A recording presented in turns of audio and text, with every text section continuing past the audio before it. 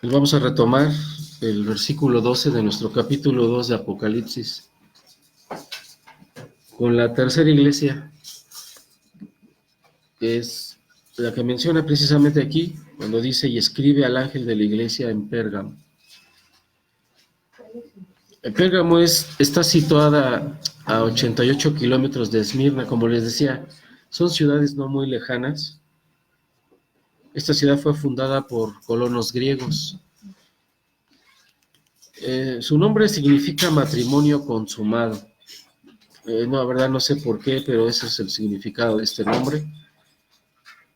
Esta ciudad también llegó a ser la principal de la provincia de Misa.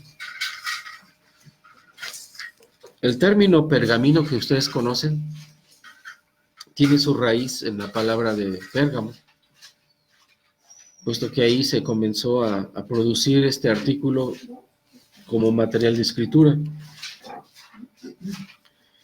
También tenía su dios local, uno de sus nombres es Esculapio, considerado el dios de la sanidad y siempre había estado asociado con las serpientes.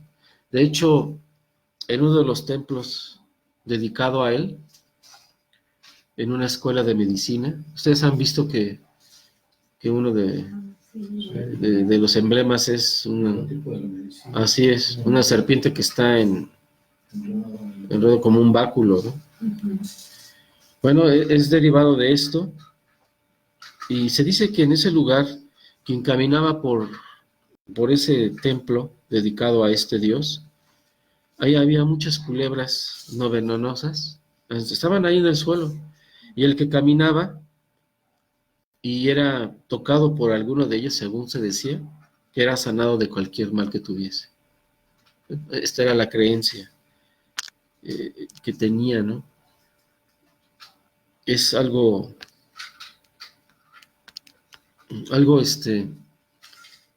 increíble, ¿no? Hasta dónde llegaba la gente, ¿no? En esa época, que no es diferente a como hoy suele pasar y seguirá pasando hasta que el Señor venga, de cómo se ha infiltrado Satanás por medio de ideas que vamos a ir viendo. Ya vimos qué pasó con Éfeso y qué pasó con la iglesia de Esmirna.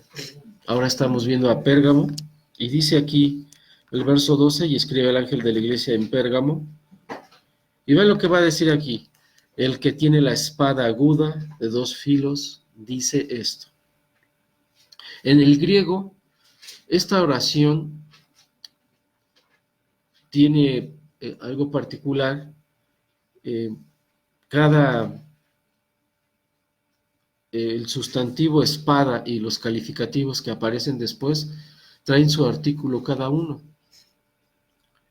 Entonces, el texto dice así en griego, y así se lee: el que tiene la espada, y luego dice la aguda, la de dos filos, dice esto.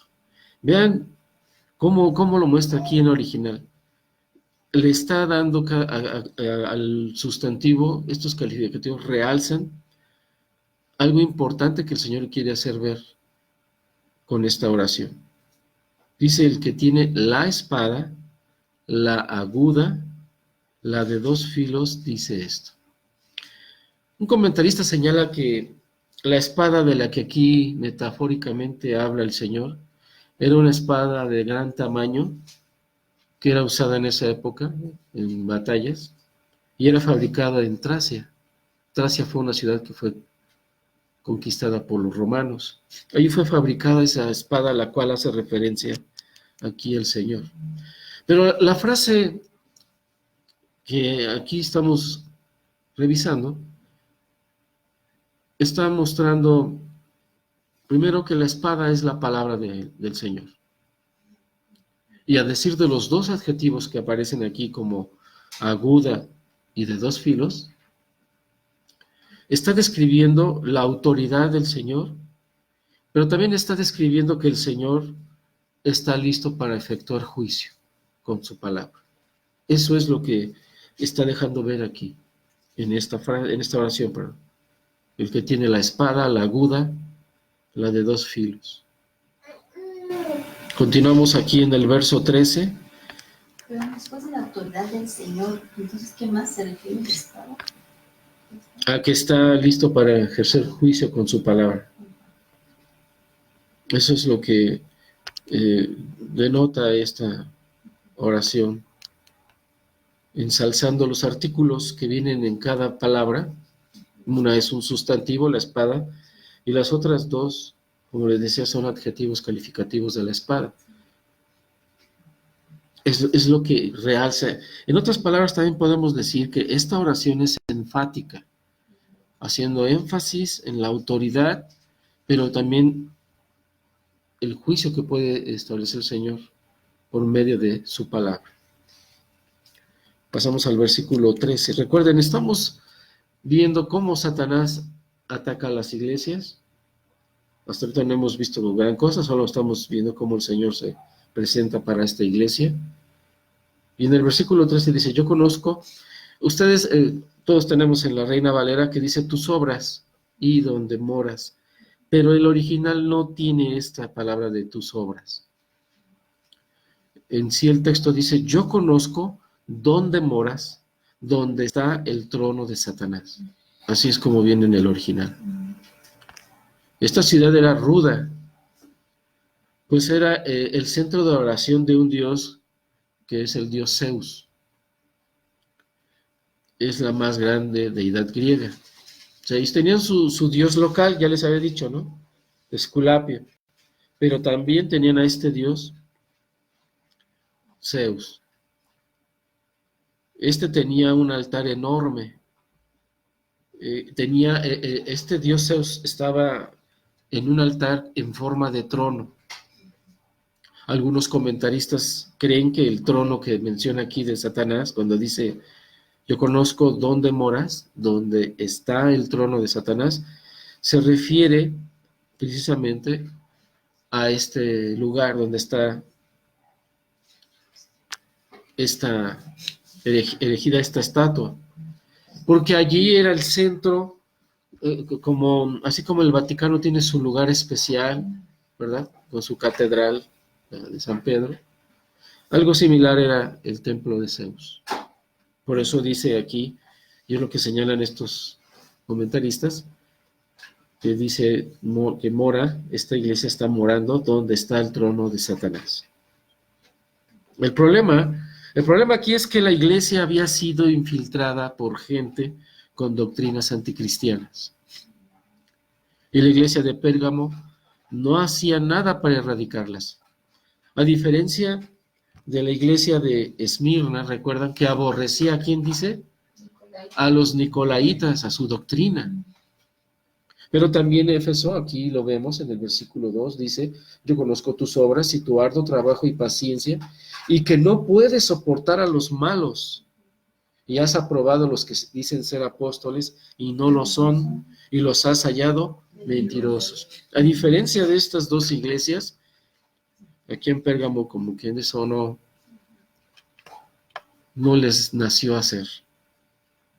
Entonces no hacían nada para erradicar estas cosas. Por eso le dice, yo conozco dónde moras. La palabra moras refiere a un asentamiento permanente. En otras palabras, un comentarista dice que mentalmente estaban influenciados por el estilo de vida de esa ciudad.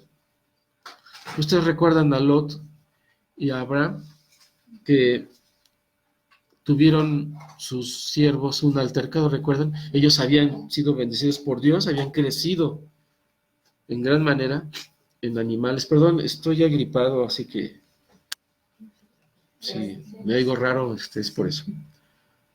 Entonces, ustedes recordarán que llegó este problema entre los siervos, se pelean, y Abraham le dice a Lot, ¿sabes qué? Para que no tengamos contiendas, estoy parafraseando la historia, mejor tú escoge un lugar y yo iré, si tú agarras hacia la derecha, yo iré hacia la izquierda, y si tú a la izquierda, yo a la derecha.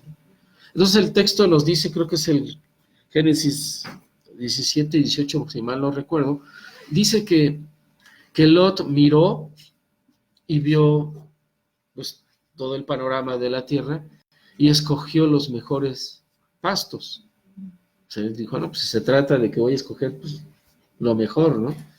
Pero esto no es lo que estoy dando la introducción a la historia. Lo importante aquí es que Lot no solamente escogió la mejor zona donde pudieran pastar y estar tranquilos las ovejas, todas sus propiedades de animales y sus siervos, sino que también vemos que él puso sus tiendas cerca de esta ciudad que ustedes conocen y que fueron destruidas por el Señor. ¿Cuáles son?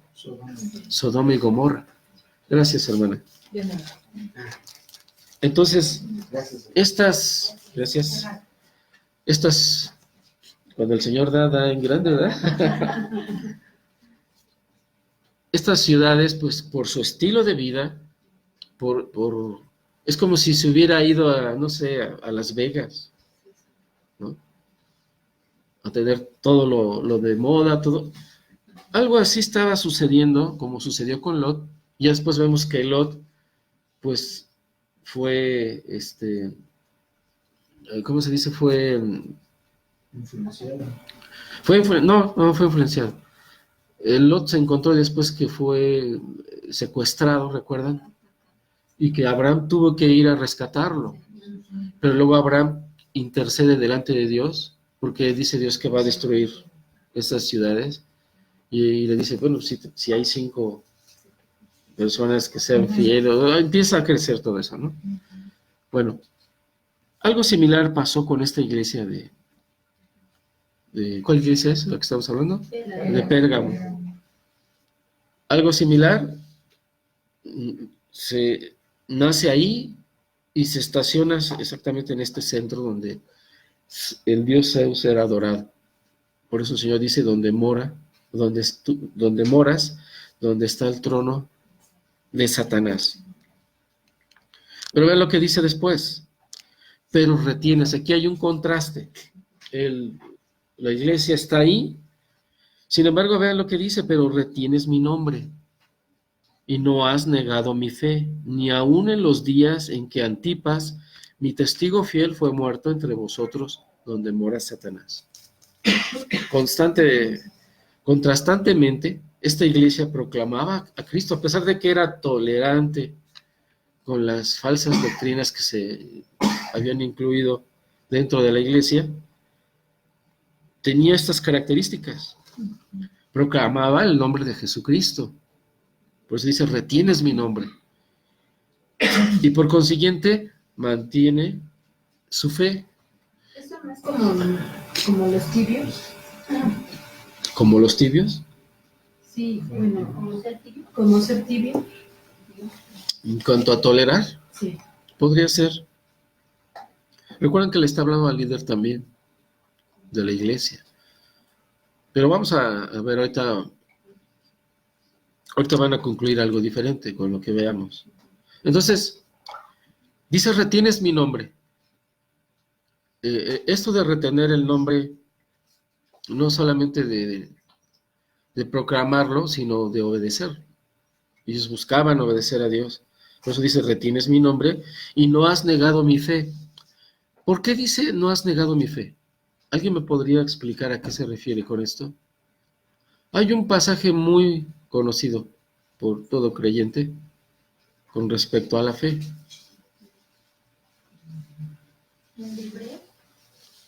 No.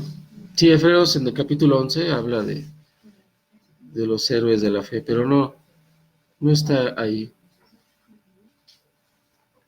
Bueno, les voy a ayudar a Efesios. Es de Efesios.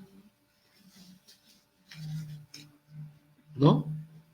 Es un pasaje muy conocido. No entiendo la pregunta. No entienden la pregunta. Vuelvo a preguntar. ¿Por qué dice mi fe? ¿No has negado mi fe? Ajá, ¿la fe de quién es? Pues vean lo que dice. Porque retienes mi nombre, le dice a la iglesia. Y no has negado mi fe. Es la fe en Jesucristo. ¿Pero por qué dice mi fe? El que está hablando es el Señor, acuérdense. Es un don de Dios. Es un don de Dios. ¿Es un qué? Don de Dios. ¿De dónde viene eso? Efesios 2:8. Efesios 2:8, exacto. Dice, porque por gracia sois salvos por medio, ¿qué dice? De la fe, y este no de vosotros, pues es don de Dios. Ahora, para entender esta parte de este pasaje, cuando dice, pues es don de Dios, está amarrando tanto la gracia como ¿qué? Como la fe. Es don, es regalo de Dios. La gracia, por la gracia sois salvos por medio de la fe. Por eso dice, pero retienes mi nombre y no has negado mi fe. Nosotros, la fe que tenemos hacia nuestro Dios, hacia nuestro Señor, fue un don de Dios. No se nos ocurrió a nosotros hacerlo. No nos nació a nosotros. Eso nos lo dio Él. Ni siquiera eso hicimos nosotros. Esto sirve para ir entendiendo la predestinación un poco, ¿no? Porque hay quienes piensan que ellos participaron en su conversión porque utilizaron el intelecto, pero aquí vemos que este pasaje por lo menos dice que aún la fe no fue dada, así como el arrepentimiento, ¿verdad? Nos da el don del arrepentimiento también. Bueno, me estoy desviando, hermano. ¿Qué pasó? Mismo que lo está especificando, dice, no has negado mi fe. O sea, ¿de dónde viene? Pues es Él, porque es la fe de Él, que la dio en nuestro amor. Sí, ahorita ya quedó claro, ¿no? Con Efesios 2:8, pero al principio no. Pues recuerden que siempre la palabra de Dios se interpreta a sí misma. Entonces tenemos que estar buscando en nuestros archivos, espiritualmente hablando, ¿no? Que dice la palabra de Dios. Bien, dice después, ni aún en los días en que Antipas, mi testigo fiel, fue muerto entre vosotros. Y vean cómo vuelve a decir. ¿Qué vuelve a decir? Donde mora Satanás. ¿Quién es Antipas? No se sabe. No hay indicios de poder entender quién es él. Lo único que se puede entender es que su nombre significa contra todo. Pero solo se sabe una cosa de él. ¿Qué se sabe de él? Chequen su texto. Que era un testigo fiel, exactamente. Tal vez era un gran predicador del Evangelio y sufrió persecución y fue muerto. Dice, fue muerto entre vosotros. Tal vez era el líder de la iglesia, no lo sabemos, no lo dice el texto. Pero él murió por su fe. Aquí lo vemos porque era un testigo fiel. Y murió ahí, dice, entre vosotros, donde mora Satanás. Al parecer, Satanás tuvo mucho que ver en esto. Y así es como ataca, ¿no? Entonces,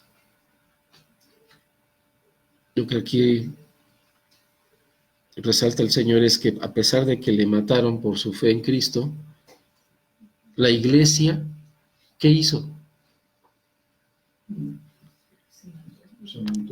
Se mantuvo fiel también, es muy bien.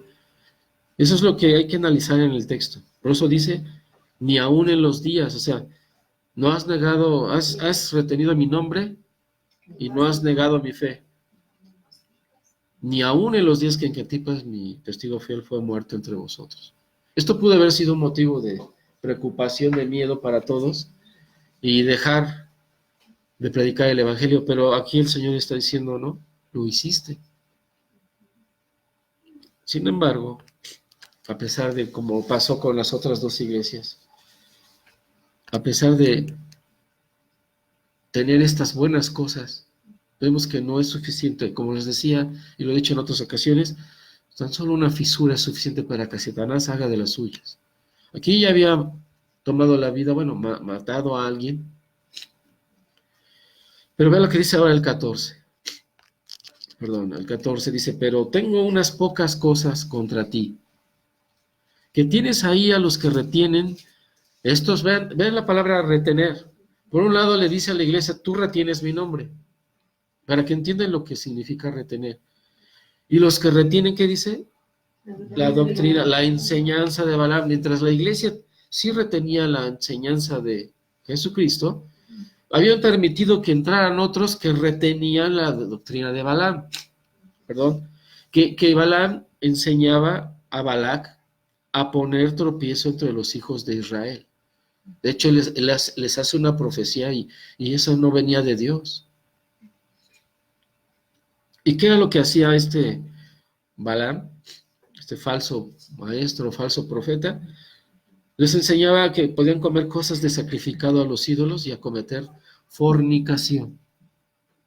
Ya en Gálatas, ahí desde el capítulo 5, cuando vimos el fruto del Espíritu, pero vimos también los de la carne, ahí relaciona el apóstol varias actitudes que son propias de la carne, ¿no? Y yo les decía en esa ocasión, recuerdan, que había mujeres sacerdotisas que eran las que guiaban el culto a X Dios, en este caso a Zeus, haciendo sacrificios a ese ídolo, comiendo esos sacrificios, pero no solo esto, sino también cometían fornicación. Aunque aquí tenemos que ver que era una forma doble de hacerlo. ¿Por qué? Porque por un lado era una fornicación espiritual y por otro lado era de aspecto físico. Entonces, podemos entender que había integrantes dentro de la iglesia de Pérgamo que no eran creyentes genuinos y estaban mezclando la inmoralidad de su ciudad con el cristianismo, ¿verdad? Eso era lo que estaban haciendo. Y estos pertenecían a la morada de Satanás y ya estaban adentro de la iglesia. Pero vean, no solamente vean cómo era la infiltración de serie. No solamente tenían aquellos que retenían la doctrina de Balaam, que mezclaban todas estas cosas de adoración a ídolos, pero te dice que también tienes a los que retienen la doctrina de los nicolaitas, la que yo aborrezco, ¿sí?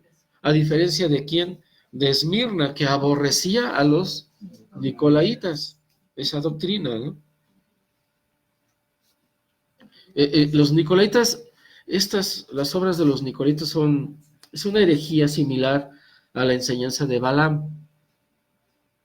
La palabra nicolaitas, ya les había dicho antes, significa el que conquista al pueblo. Y yo les hablé de dos padres de la iglesia que se les llama. Uno escribió que su fundador mismo era Nicolás, el que es mencionado en Hechos 6, versículos del 1 al 15. Hechos 6, versículos del 1 al 15. Esa nota ya se las había dado. Pero Ireneo dice que él fue un creyente falso, que después se volvió apóstata. Él dice que es gracias a esas credenciales que poseía de ser apóstata, se las arregló para desviar a la iglesia con su doctrina. Y como Balaam, condujo al pueblo a conductas inmorales y perversas. Los nicolaitas participaban en diversas inmoralidades, y esto era un asalto a la iglesia con sus tentaciones sensuales, porque como les digo, empezaba con una adoración a ese Dios, al compartir esas ofrendas dadas a ese Dios, y terminaban en orgías. Eso era lo que pasaba. Y quienes ministraban todo esto eran sacerdotisas, las mismas que cometían adulterio. También está Clemente de Alejandría, otro padre de la iglesia.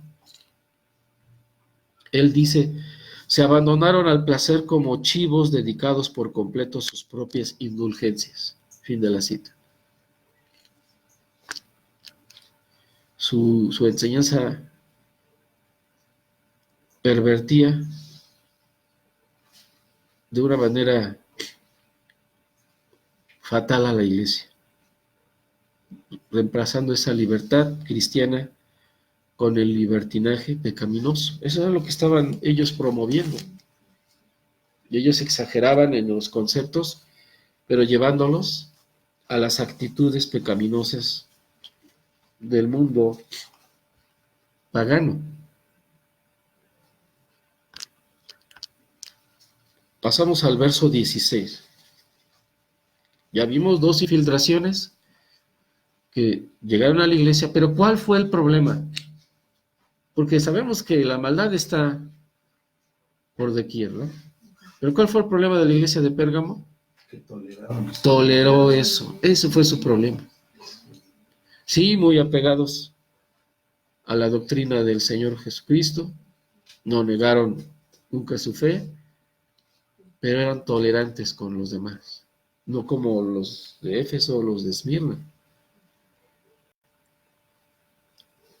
Pero vean lo que dice el 16. Por tanto, arrepiéntete, pues si no, vendré a ti pronto y pelearé con ellos, ¿cómo dice? Con la espada de mi boca. Lo que dijo en el verso, ¿qué? En el verso 12, cuando dice, él es el que tiene la espada, la aguda y la de dos filos. Aquí está hablando, ven como, por eso decía al principio, él está hablando de autoridad y de juicio. Por eso dice, por tanto, arrepiéntete. Algunos señalan que aquí se dirige también al líder de la iglesia. Pues si no, vendré a ti pronto y pelearé contra ellos con la espada de mi boca. Aquí el verbo arrepiéntete es un verbo auristo imperativo. Esta orden de arrepiéntete es sí es un mandato, pero es un mandato urgente. ¿Sí? Si es una instrucción, arrepiéntete, pero con eso te tienes que arrepentir. Porque si no, verás después peleando contra el Señor mismo. Por eso dice, y pelearé contra ellos con la espada de mi boca. Ahora, aquí dice, pues si no lo haces, es lo que da a entender aquí, pues si no, dice, vendré a ti pronto. Algunos señalan que esto también puede ser algo especial o exclusivo para esta iglesia, pero no, como les dije antes, estamos dentro de la carta de el libro de Apocalipsis, y ese libro, ¿qué tipo de libro es? ¿De acuerdo? Es escatológico, habla de lo que vendrá en el futuro. Entonces, no podemos pensar que sea exclusivo para la iglesia. Esto de vendré a ti pronto se refiere a la segunda venida de Cristo. Por eso esta frase es importante aclararla, ¿no? Es de mucha interpretación, de discusión en cuanto a su interpretación. Pero el contexto nos permite ver que esto es escatológico. ¿No hay ninguna duda aquí? Termina el Señor diciéndole a esta iglesia, el que tiene oído, oiga lo que el Espíritu dice a las iglesias. Al que venciere, dice, daré de comer el maná escondido. Vean lo que, la promesa que le da, daré de comer el maná escondido. Está hablando de esa vida eterna donde el sustento espiritual no va a faltar. Y le daré una piedrecita blanca. Se dice que cuando alguien entraba, por ejemplo, a un coliseo, como el Coliseo Romano, por ejemplo, quise decir, le daban un pan gratis al que era ciudadano, y le daban una piedrecilla, como si fuera el boleto, y esa piedrecilla era blanca. Algunos se relacionan con esto. Y dice, y le daré una piedrecilla blanca. Y vean, y en la piedrecita, perdón, una piedrecita blanca. Yo dije piedrecilla, ¿verdad? Sí me está afectando la gripe. Y en la piedrecita está escrito un nombre nuevo. Recuerden, aquí habla de una piedrecita, no es una piedra grande. Aquí sí está señalando algo pequeño, muy pequeño, es una piedra pequeña. Y dice, en la piedrecita está escrito un nombre nuevo, el cual, dice, ninguno conoce sino aquel que lo recibe. Sí, es como si tú recibes el boleto y tu boleto trae un número, tú eres el único que lo sabe. algo similar. Estas son promesas que da el Señor para aquel que, como dice el que tiene oído, oiga lo que el Espíritu dice a las iglesias, que atiende esta advertencia y las promesas que vienen en ella. A pesar de que es una advertencia que da el Señor desde el 16, viene con promesas. ¿Sí? Entonces no hay ninguna duda hasta aquí. Bien. Vamos a pasar a la siguiente iglesia y tal vez con esa vamos a terminar. La iglesia de Tiatira. La iglesia de Tiatira. De las cartas que se escribieron a estas 7 iglesias, esta en particular es un poquito más larga con respecto a las demás. Y es la iglesia que aparentemente es de menos importancia de las 7 ciudades, pero su problema no era el menos importante, y lo vamos a ver más adelante. Esta ciudad estaba situada a 65 kilómetros al sudeste de Pérgamo. Estaba ubicada en un valle que conectaba a los valles de los ríos Hermo y Caico. Era una ciudad estratégica también. Y sería como la puerta de acceso hacia Pérgamo. O sea, llegaban a Tiatira y eso les daba la entrada hacia esta ciudad que vimos, donde está la iglesia de Pérgamo. Lo primero que se sabe de Tiatira es que es una guarnición armada, por eso era la entrada hacia Pérgamo. Tenía una compañía ahí de tropas macedonias que estaban ahí apostadas como una protección de avanzada en caso de un ataque. Pero Tiatira no podía encargarse de una defensa prolongada, o sea, solo era de retención. Tal vez alguien salía y avisaba hacia Pérgamo, ¿no? Pero así no podía resistir mucho tiempo. No tenía alturas que se pudieran fortificar, y todo lo que Tiatira podía esperar hacer era detener al enemigo hasta donde pudiese, y que Pérgamo estuviese lista para el ataque, ¿no? Para todo esto. Tiatira fue conquistada por Roma, ahí por el año 190 a.C. Y desde entonces, esta ciudad creció. Tenía un desarrollo industrial muy floreciente, a pesar de ser pequeña. Se encontraba, de hecho, se encontraba en la carretera, esta ciudad, que conectaba, como les decía, a Pérgamo. Y ahí todos se desplazaban por esa carretera. Le llamaban la reconocen como un correo imperial, porque ahí pasaba también el correo, en fin. Era estratégicamente importante Tiatira.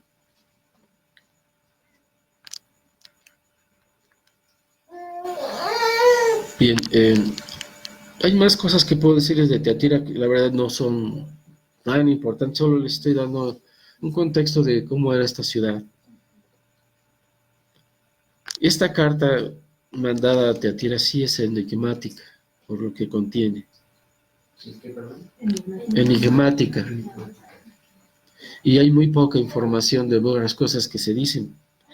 Vamos a ver qué dice el texto, versículo 19, Apocalipsis 2:19, dice: yo conozco tus obras, y amor, y fe, y servicio, y tu paciencia, y que todas tus obras postreras son más que las primeras. Observen el texto, tal cual como está en español, está en el idioma original.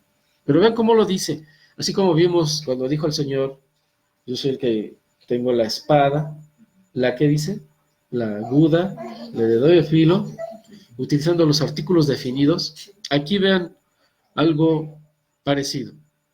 ¿Cómo resalta características de la iglesia? Dice: yo conozco tus obras. Y luego dice: y amor, y fe, y servicio, y paciencia.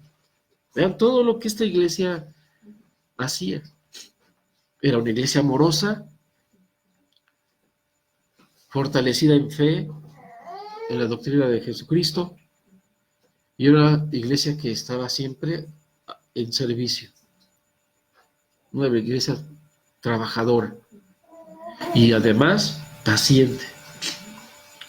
Estos son cosas, características que toda iglesia quiere tener siempre, ¿no? Pero vean, todavía más, no solo esto, vean, y vuelve a agregar otra ahí, y que tus obras postreras son más que las primeras. En otras palabras, era una iglesia que trabaja más que excelente. Más o menos como la gracia. Más o menos. Entonces aquí el Señor resalta sus características en esta forma en que lo hace, y amor, y fe, y servicio, y tu paciencia, y que tus obras postreras son más que las primeras. Su trabajo, entonces, distintamente a las otras 3 iglesias anteriores, el trabajo de esta iglesia era de menos, empezó desde lo menos, ¿hasta qué? A más y cada vez más. Por eso les decía, su trabajo era más que excelente. Una iglesia que iba progresando más y más. Pero vean el verso 20. También Satanás se infiltró aquí. Pero tengo, y unas pocas cosas que vienen en sus Biblias, no están en los mejores manuscritos, estas palabras.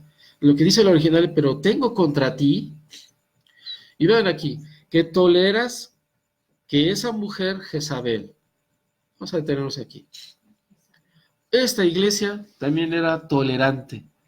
Ya estamos viendo aquí cómo fue la infiltración por tolerar. Pero aquí esto es algo serio,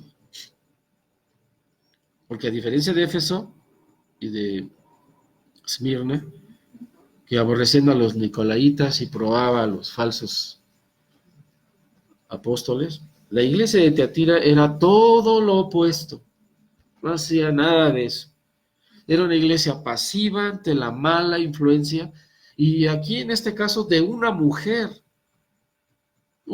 llamada Jezabel. En realidad no se sabe quién es. Hay varias, sobre ella hay varias conjeturas de quién es, pero no puede comprobarse. El texto no ayuda. Aunque lo que sí ayuda el texto aquí lo que sí ayuda el texto, porque algunos la ven no como algo real, sino como un sistema a Jezabel. Pero no, el texto o el contexto de esta carta no encuadra eso. En realidad sí está hablando de una mujer real, que se llama Jezabel. Eso es todo lo que se sabe. Y la verdad, hermanos y hermanas, en realidad, quien sea, no es tan relevante, no es tan importante como lo que hacía. Eso es lo que tenemos que aprender a analizar en los textos. El nombre, sea Jezabel, o el espíritu de Jezabel, o quien quieran creer que sea, no es tan importante como lo que hacía. ¿Qué hacía? Aquí no lo dice el 20. Dice, pero tengo contra ti que toleras que esa mujer, vean cómo dice, esa mujer, no cualquiera, es esa que está ahí, adentro, en la iglesia.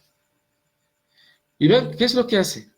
Que se dice profetiza, enseñe y seduzca a mis siervos a fornicar y a comer cosas sacrificadas a los ídolos.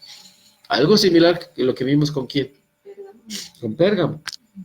Entonces aquí hay 3, en realidad son 4, vamos a ver 3 cosas que esta mujer dentro de la iglesia hacía y que se le toleraba. La primera ya la vimos, su autoproclamo. Ella se autoproclamó profetisa del Señor. Nadie la señaló. Ella dijo que ella era profetisa, por lo que dice ahí. Que dice, ella decía que es profetisa. No lo estoy inventando, lo dice ya el texto. Esa es la primera.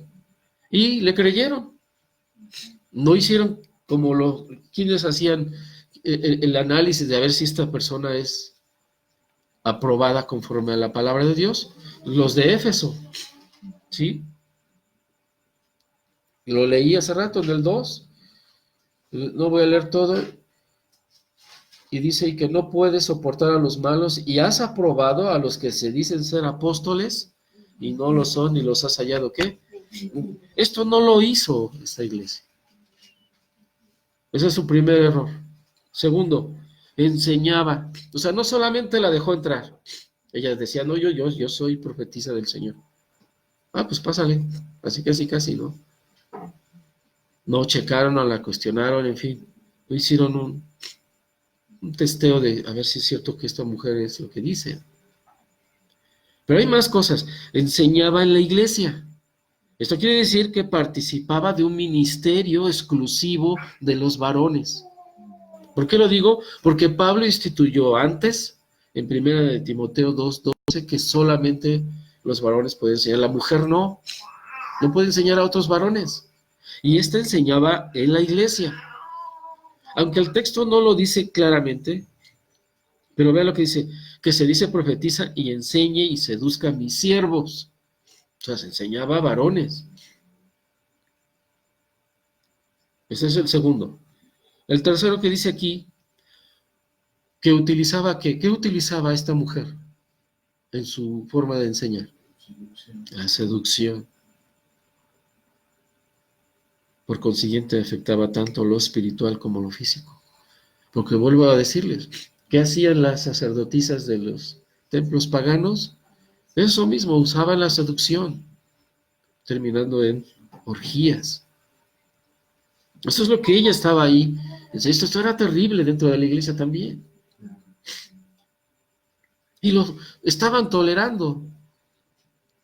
Hoy en día no pasa de esta forma, pero hay de otras maneras. Sigue habiendo predicadores que dicen mentiras en el púlpito, perdón, ya me está ganando. Y nadie les dice nada.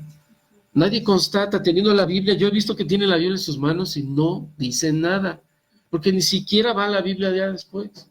Da un pasaje y empieza a alegorizar y hablar y hablar y hablar y de ahí ya nadie lo para.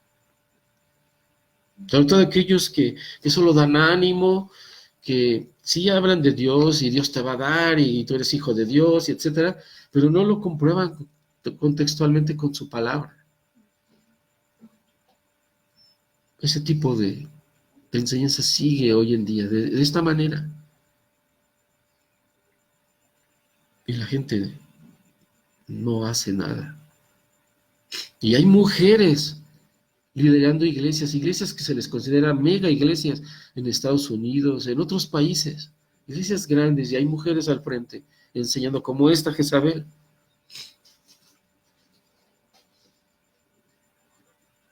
Pero aquí el Señor dice, versículo 21, y esta es la cuarta, y le da tiempo para que se arrepienta, pero ¿qué dice?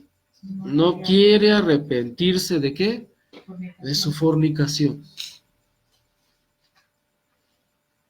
O sea, aparte de que mentía diciendo que era una profetisa, aparte de que enseñaba en la iglesia y doctrina falsa, y aparte de que usaba la seducción para llevar a fornicación a los congregantes, a los que los seguían, porque ahorita vamos a ver que no todos la seguían, pero si la seguían, aparte de eso, no se arrepentía de su pecado, dice el Señor. Dice, le he dado tiempo para que se arrepienta. Miren, yo pienso en esto, ¿a qué se refiere aquí el Señor? Esta mujer estaba dentro de la iglesia, tal vez no fue la líder porque no lo muestra así, pero dice que sí enseñaba, pues había otros que enseñaban, entonces estuvo expuesta al Evangelio, tal, no sé, pensando en nuestros tiempos, cada 8 días oyendo la palabra de Dios, y no se arrepintió. No quiere, dice el Señor. Y este verbo no quiere está en presente. Y esto indica que por más que fue expuesta al Evangelio, de continuo se negó al arrepentimiento. Lo cual hace que se aplique juicio sobre ella. O sea, aquí vemos la gracia del Señor que le está dando la oportunidad de arrepentirse. pero no quiere arrepentirse de su fornicación. Ay, perdón, hermanos, me está agravando esto. Versículo 22. He aquí, dice, yo la arrojo en cama. Ya interviene el Señor. Y dice, y en gran tribulación a los que con ella adulteran, si no se arrepienten de las obras de ella. Perdón, creo que leí mal, ¿verdad? Y en gran tribulación a los que con ella adulteran, también van a vivir esa tribulación, dice, si no se arrepienten de las obras de ella. El comentarista Evis Carballosa dice que la palabra cama sugiere la cama de un enfermo, no el hecho del adulterio. O sea, no es la cama de, pues a dormir, a descansar. No, sugiere que va a caer en cama, pero enfermo. Una enfermedad, tal vez aquí se refiere a una enfermedad mortal, pero lenta para esta mujer. Y para los que la siguen,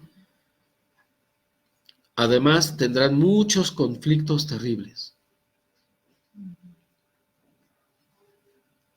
Este va a ser el fin.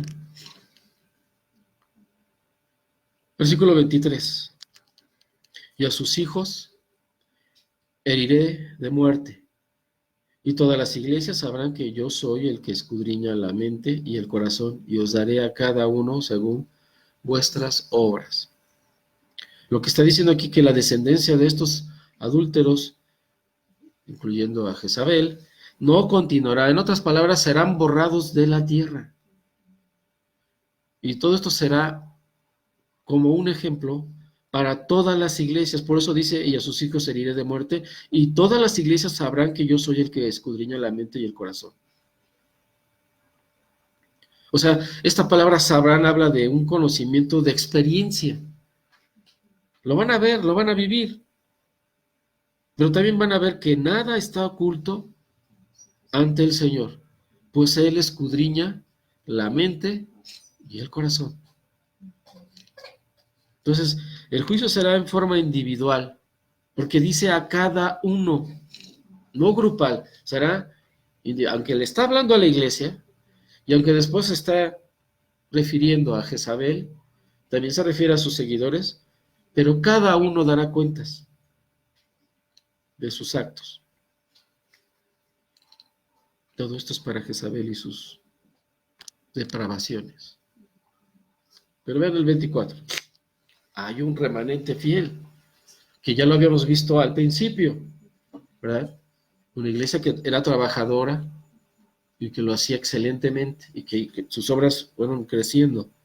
Pero aquí vean lo que dice, pero a vosotros, aquí dice, los expertos de idioma del griego dicen que aquí hay una posición. Dice, pero a vosotros.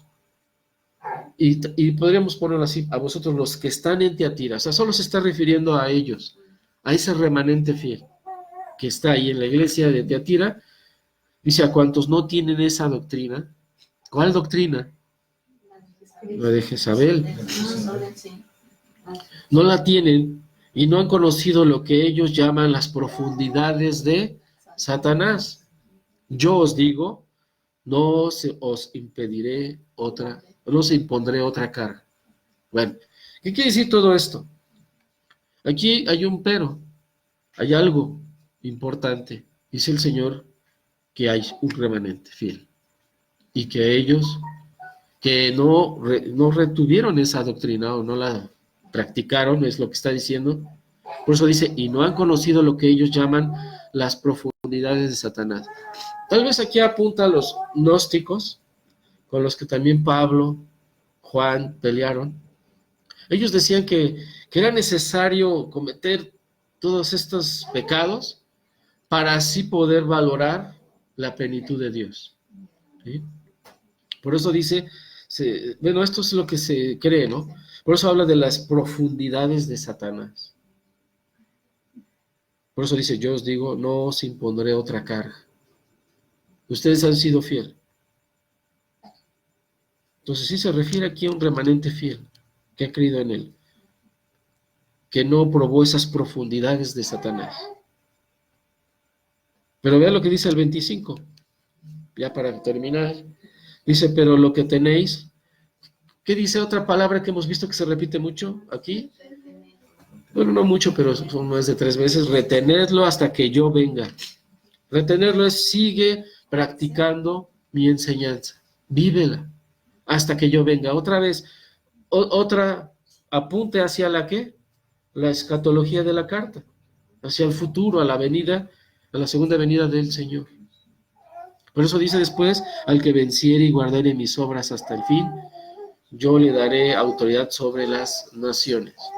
Aquí habla así de autoridad, de regir, porque es lo que dice en el 27, y las regiré con vara de hierro, y serán quebradas como vaso de alfarero. Está refiriéndose a esas ciudades, o esas naciones opositoras al Señor, como yo también lo he recibido de mi Padre, dice el Señor, y le daré la estrella de la mañana. El Señor deja aquí a la iglesia una promesa, pero vean, dice al que venciere. No les está diciendo ataquen a Satanás, no les está dando instrucciones de cómo hacerlo, en el sentido de cómo lo van a atacar frente a frente, ¿no? Ya lo dijimos, ¿qué es lo que tiene que hacer todo creyente? Someterse a Dios y resistir. Y eso es lo que dice al que venciere, haciendo eso, guardaré mis obras hasta el fin y le daré la autoridad sobre las naciones. Pero dice, pero lo que tienes, retenedlo. Solo haz eso. Sométete a eso. Hasta que yo venga. Si ustedes hacen una reflexión de cada iglesia que ya hemos visto, ustedes sí pueden darse cuenta cómo hoy en día sigue Satanás infiltrándose por medio de doctrinas que nada tienen que ver con la palabra de Dios y que han crecido mucho. Y estamos hablando de doctrinas metidas dentro de la doctrina de la iglesia.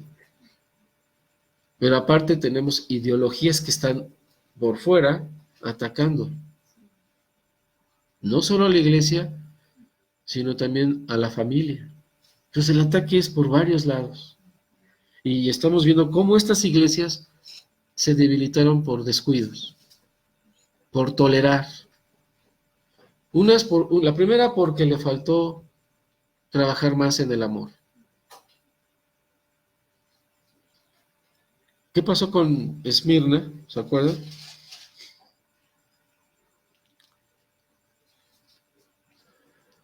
En el versículo 4 le dice a Éfeso, pero tengo contra ti que has dejado tu primer amor. A Esmirna le dice, pero tengo unas pocas cosas contra ti, que tienes ahí a los que retienen la doctrina de Balaam, que enseñaron, creo que me pasé. Es en el 9, yo conozco tus obras, sí, me pasé. Perdón, aquí estoy yo mal. Esta iglesia no tiene ningún pero. Hay 2 iglesias que no lo tienen. Aquí está una, Esmirna. Efeso sí la tiene. Esmirna no. Pérgamo sí. Y Tiatira también. Se descuidaron. Y tan solo la tolerancia. El Señor dice, bueno, pues dale chance. Dale chance. Pues todo lo que están haciendo. Y ya muchos ocupan puestos importantes dentro de la iglesia. Son pastores. Y han inventado otras cosas de liderazgo, ¿no? Ahora hay patriarcas, hay apóstoles, en fin. Ya antes, ya ha habido algunos y existen casos, los pueden ver hasta en YouTube, de quienes se han autonombrados hijos de Dios. Y han hecho mucho daño, han matado iglesias, ellos mismos con esas iglesias. Eso sucedió en Estados Unidos, allá en Texas. ¿Sí? Lo que estamos viendo aquí desde esta perspectiva de cómo Satanás ataca, lo podemos ver como lo muestra el Señor aquí a estas 7 iglesias. O sea, todas fueron atacadas. Unas por descuido, otras simplemente atacadas, como el caso de Esmirna, y ya veremos la otra más adelante. Así que vamos a dejar, no sé si tengan preguntas, sugerencias, corrección a lo que dije.